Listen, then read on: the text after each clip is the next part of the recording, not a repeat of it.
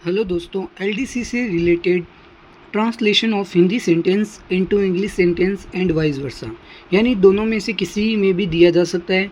हिंदी का इंग्लिश बनाना है, इंग्लिश का हिंदी बनाना है, और वेरी इंपॉर्टेंट और सरल टॉपिक है जो हिंदी और इंग्लिश दोनों में आएगा और नंबर के लिए भी काफ़ी इंपॉर्टेंट। तो देखते हैं पहले प्रीवियस ईयर में किस प्रकार के क्वेश्चन देखने को मिलते हैं। देखिए यहाँ पे क्या है, hard work is the key to success, यानी हार्ड वर्क का मतलब कठिन मेहनत ही क्या है, सफलता की कुंजी है। तो यहाँ पे देखिए परिश्रम सफलता की कुंजी है। केवल मेहनत से सफलता नहीं मिलती, ये गलत हो गया। मेहनत से ही मिलती है, ये गलत। परिश्रम से मुश्किल सफल, ये गलत। तो देखने के लिए आपको मिलेगा परिश्रम सफलता की कुंजी है, ये देखो आया हुआ है 2016 के अंदर। फिर आगे नेक्स्ट देखते हैं, almost all cities in India are heavily polluted, यानी ऑलमोस्ट का मतलब लगभग की पॉइंट है। लगभग देखिए कहाँ पे है, तो लगभग ये रहा।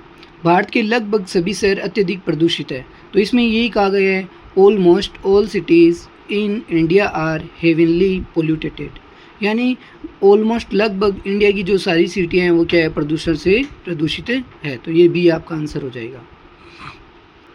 फिर बात करते हैं तीसरे, India needs to solve its problem of unemployment, कि इंडिया को नीड्स यानी आवश्यकता है सोल्व करने की क्या, अनएम्प्लॉयमेंट प्रॉब्लम, जो कि बेरोज़गारी की प्रॉब्लम है। तो यहाँ पे देखिए क्या चीज़ें, भारत में बेरोज़गारी आवश्यकता है, भारत को बेरोज़गारी की समस्या सता रही है, भारत को अपनी बेरोज़गारी की समस्या को हल करना की आवश्यकता है। तो यही इसमें बात कही गई थी, तो ये हो जाएगी। फिर देखिए, मेरा बड़ा भाई इंजीनियर बनना चाहता है। तो बनने को क्या कहते हैं, बोल तो ये आपको कीवर्ड होना चाहिए। बनना होता है बिकम, बिकम का मतलब होता है बनना, बिकम, बिकेम, बिकम। तो बिकम देखिए कहाँ पे है, तो इन दोनों में तो दो कट जाएंगे, इन दोनों में देखना है। अब क्या है, बनना चाहता है तो वॉन्ट्स कहते हैं, wants to be become an engineer. अब देखो यहाँ पे माई बिग ब्रदर नहीं बोलते, एल्डर कहते हैं। क्या कहते हैं, एल्डर। तो my elder brother wants to become an engineer, यानी मेरा बड़ा भाई इंजीनियर बनना चाहता है। तो ये हो जाएगा इस पर राइट। अब देखिए, बढ़ते तापमान से पर्यावरण को वास्तविक खतरा है। वास्तविक का मतलब की पॉइंट क्या है, रियल। रियल होता है, तो रियल देखिए कहाँ पे है, एक तो रियल यहाँ पे है, एक रियल ही नहीं होगा, एक रियल यहाँ पे। तो देखिए पहला देखते हैं, राइज इन टेम्परेचर, बढ़ता तापमान सही है।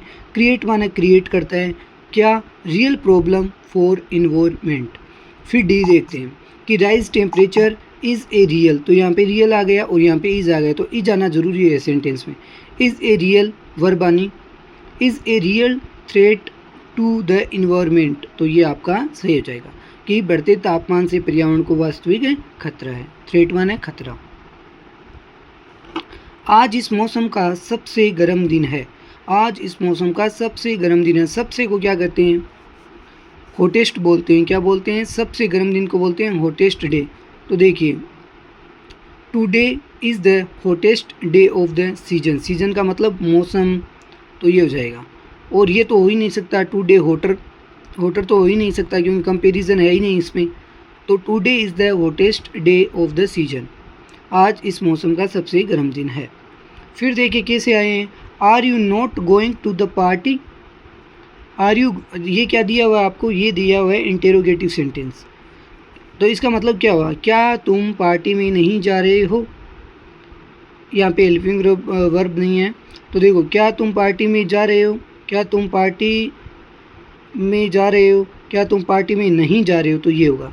और यहाँ पे हेल्पिंग वर्ब आगे आ गई है, आपको पता है आर, और ये कौन सा है, कॉन्टिन्यूस सेंटेंस है, प्रेजेंट कॉन्टिन्यूस सेंटेंस है।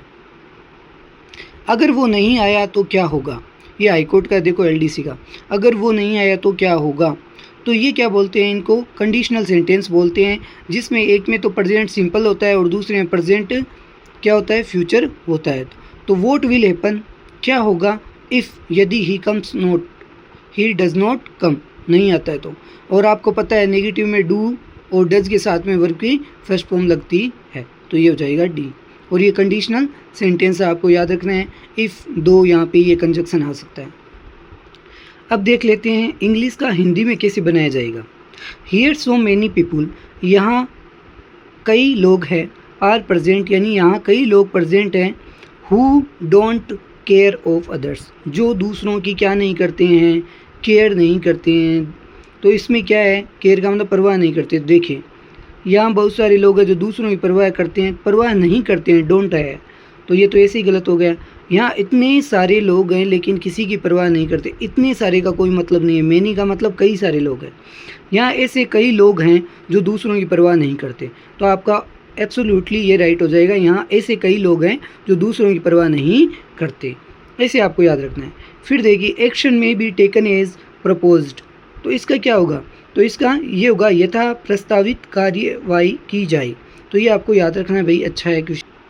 अब देखिए ये हम करते हैं कि we bought the tickets and went in, तो इसका मतलब क्या है, वी वोट हमने टिकट ली, एंड और वेंट इन और गए, अंदर गए, इनका मतलब अंदर गए।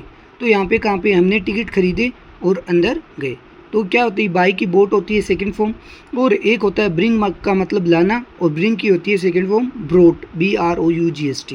तो ये कन्फ्यूजिंग वर्ड में आते हैं, याद रखना है। फिर देखिए लास्ट हम करते हैं the English translation of the word, ऐसे भी आ सकता है।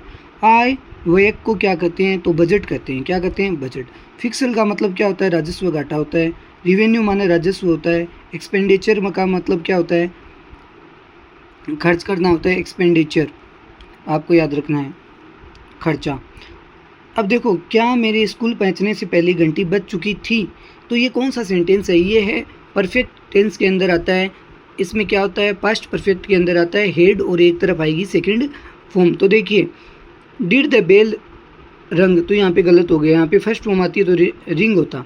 हेड द बेल रंग, तो ये सही है, थर्ड फॉर्म है। Before I reach the school, तो देखो before I had the bell rung यानी घंटी बज चुकी थी। आई रीच द स्कूल पहुँचने से पहले, मेरे स्कूल पहुँचने से पहले घंटी बज चुकी थी, तो ये राइट होगा। फिर देखिए इंग्लिश में क्या है, तदर्थ। तदर्थ का मतलब होता है एडहोक। एडहोक का मतलब क्या होता है, तदर्थ, ये आपको याद रखना है। ये हम जो टेक्निकल वर्ड पढ़ेंगे उनके अंदर मैं सारा करवा दूंगा। धन्यवाद।